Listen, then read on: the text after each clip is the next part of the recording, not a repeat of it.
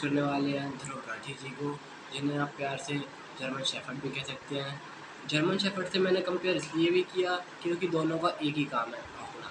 आज हम इनकी बात इसलिए भी कर रहे हैं क्योंकि महर्षि ध्रुव राठी जी को लगता है कि हनुमान जी ने कभी सूर्य देवता को निगलने गए ही नहीं थे, क्योंकि जो हिस्ट्री महर्षि ध्रुव राठी जी ने पढ़ी है उसके मुताबिक इसकी ऑथेंटिसिटी की कोई जगह ही नहीं है हिस्ट्री में। भगवान हनुमान की कहानी की कैसे उन्होंने सूरज को निगल ली, ये सब माइथोलॉजिकल कहानियां हैं। साइंस और हिस्ट्री में इनकी कोई जगह नहीं। जब ये झूठ है तो आप उन्हें भगवान हनुमान किस बेस पे कहते हैं?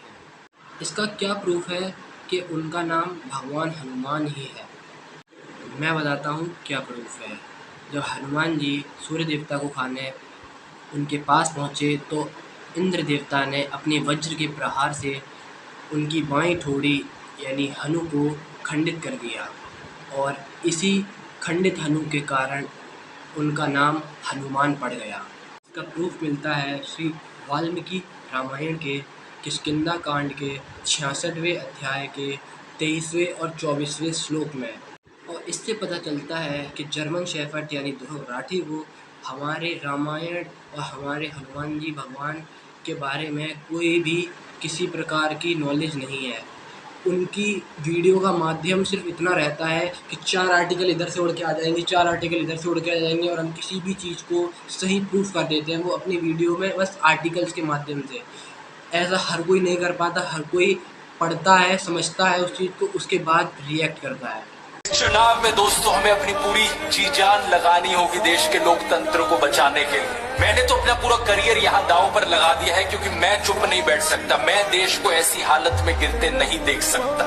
इसलिए मैं बार बार कह रहा हूँ अपनी आवाज उठाओ, क्योंकि शायद दोबारा कभी मौका ना मिले। मुझे नहीं पता अंत में हमारी ये कोशिश सफल होगी या नहीं, लेकिन एक बात जरूर पता है मुझे, मैं अपने आप पर हमेशा गर्व करूंगा कि मैं चुप नहीं बैठा रहा। मैंने अपनी तरफ से पूरी कोशिश करी, आखिरी दम तक कोशिश। जय हिंद। इस वीडियो में आपने देख ही लिया होगा ध्रुव राठी का अपने देश के लिए प्यार, कि किस प्रकार वो लोगों को उत्साहित कर रहे हैं। लेकिन अगर उनमें इतना ही उत्साह है तो वो जर्मनी से अपनी वाइफ को यहाँ लेकर आते और यहाँ रहते, ना कि अपनी वाइफ के साथ जर्मनी चले जाते। लेकिन इनकी कौन सी बात पर भरोसा किया जाए? जो आज ये बीजेपी के लिए बोल रहे हैं वही 2014 में ये कांग्रेस के लिए बोल रहे थे। 2014 में कांग्रेस की सरकार थी तो कांग्रेस ने इनको पैसे देने से मना कर दिया था, तो कोई प्रोपोगेंडा चल नहीं पाया था। और 2024 में इन्होंने बीजेपी से पैसे मांगे और बीजेपी ने 2024 में इन्हें पैसे देने से मना कर दिया, तो ये कांग्रेस के सपोर्ट में आके बोलने लगे भाई साहब। करप्शन के मामले में तो दोस्तों आपको पता ही होगा कांग्रेस का क्या हाल था। इन 10 सालों में जितना करप्शन हुआ है उतना शायद किसी भी टाइम पे इंडिया की इंडिपेंडेंट हिस्ट्री में किसी और सरकार ने नहीं किया। 2G scam, 3G scam, Adarsh scam, Satyam scam, Coalgate scam, CWG scam, solar scam, cash for vote scam, स्कैमों की गिनती नहीं खत्म होती है। अगर आप ये सोचते हो कि वो बहुत साफ सुथरा और बहुत अच्छा आदमी है तो आप मुझे एक बात बताइए, क्या चुनाव के टाइम पे एक ही इंसान को बार बार टारगेट करते रहना ये एक प्रोपोगेंडा से कम है?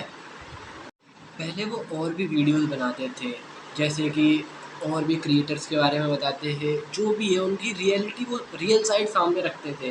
लेकिन आजकल तो सिर्फ मोदी मोदी मोदी मोदी मोदी चल रहा है। मतलब मोदी ने यार इतना भी पाप नहीं कर दिया है तो इसी देश का। कभी कभी तो लगता है कि मतलब जो ये कर रहा है, जो ये बोल रहा है, सही कर रहा है। लेकिन फिर सोचता हूँ अगर मोदी जी की सरकार आई, जो कि 99% आएगी, तो फिर ये क्या करेगा? मुझे अपने घर जाना है मुझे घर जाना है। और अगर मोदी जी की बात हुई है तो पहचानो अंधभक्तों, पहचानो तुम्हारा मोदी कौन सा। जीसस ने करुणा और सेवा के मूल्यों को जिया है। कुरान में सबसे ज्यादा बार अल्लाह का नाम है, अल्लाह के बाद वो आता है इल्म। हमारे गुरुओं ने and let's welcome Modi ji unscripted.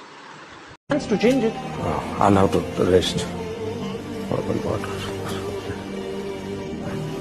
तो पानी आप पीछे दोस्ती बनी रहे, अपनी दोस्ती बनी रहे।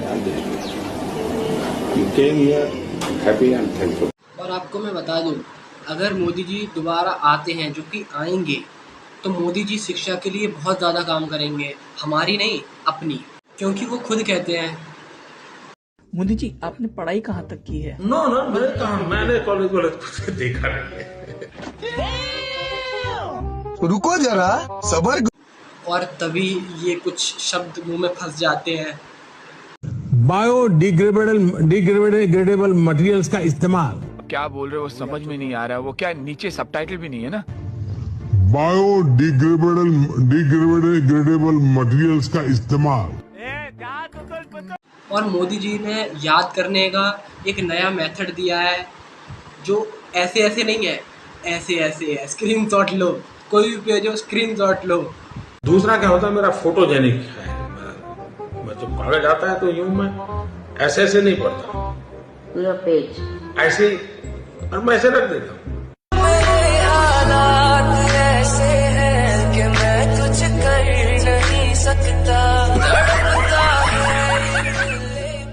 भाई बंदा अपनी आंखों से स्क्रीनशॉट लेता है, कॉपियों की स्क्रीनशॉट लेता है। सोचो नीट जेई वाले भी अगर इनसे सीख जाए तो कितनी जल्दी पेपर निकाल देंगे। लेकिन एक बात तो मैं भी मानूंगा, मोदी जी दुनिया के पहले प्रधानमंत्री हैं। दुनिया के ऐसा कभी प्रधानमंत्री आया ही नहीं है जो 57 और 97 के बीच का अंतर न जाने, 97 और 57 का अंतर न जाने। गुजरात में 1 लीटर पेट्रोल 57 रुपये यानी 97 के आसपास है। 57 रुपये यानी 97 के आसपास है। लेट्स हैव ज्ञान विद कंगना। पहले पीएम से याद आया, बताना कंगना जी, हिंदुस्तान का पहला प्रधानमंत्री कौन था? पहले मुझे ये बात आज क्लियर करने दीजिए। जब हमें आजादी मिली तो the first prime minister of India Subhash Chandra Bose. क्या बोला तूने? जिन लोगों का बॉलीवुड में कुछ नहीं हो रहा होता है वो यहाँ पे आके मस्ती करने लगते हैं। मतलब जो एक्टिंग इनसे वहाँ नहीं हुई इन्हें लगता है यहाँ कर लेंगे। मोदी जी सिर्फ अपनी नहीं, इनकी भी शिक्षा पे काम करो। ये बेचारे क्या क्या बोल रहे हैं, इन्हें पढ़ना नहीं आ रहा है। शिक्षा विभाग द्वारा कुल 1,76,776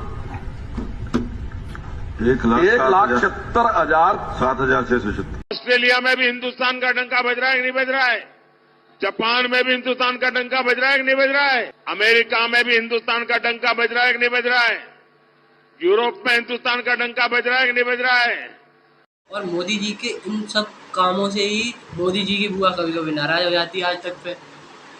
मैं प्रधानमंत्री नरेंद्र मोदी जी को चैलेंज कर रही हूँ। मैं उनके राइट हैंड इन्फोर्समेंट डायरेक्टरेट को चैलेंज कर रही हूँ कि आज शराब घोटाले की मनी ट्रेल मिल गई है। सारा पैसा भारतीय जनता पार्टी के बैंक अकाउंट में गया। And this is all my video. अच्छी लगी हो तो लाइक करो, कमेंट करो। भाई मैं आखिरी में इतना ही कहूँगा कि जो भी हो, कोई भी पार्टी, कोई भी नेता आपके साथ कभी परेशानी में खड़ा नहीं होगा। आपके साथ वो भाई आपके खड़े होंगे जिनसे आप अभी उनके चक्कर में लड़ते हो कि तू इधर वोट देता है, तू इधर वोट देता है, तू ये करता है, तू वो करता है। वही आखिरी में आपके काम आएंगे। आपके काम कोई नेता नहीं आएगा, कोई पार्टी आपके काम में नहीं आएगी। आखिरी में बस यही कहूँगा, लाइक कमेंट शेयर सब्सक्राइब।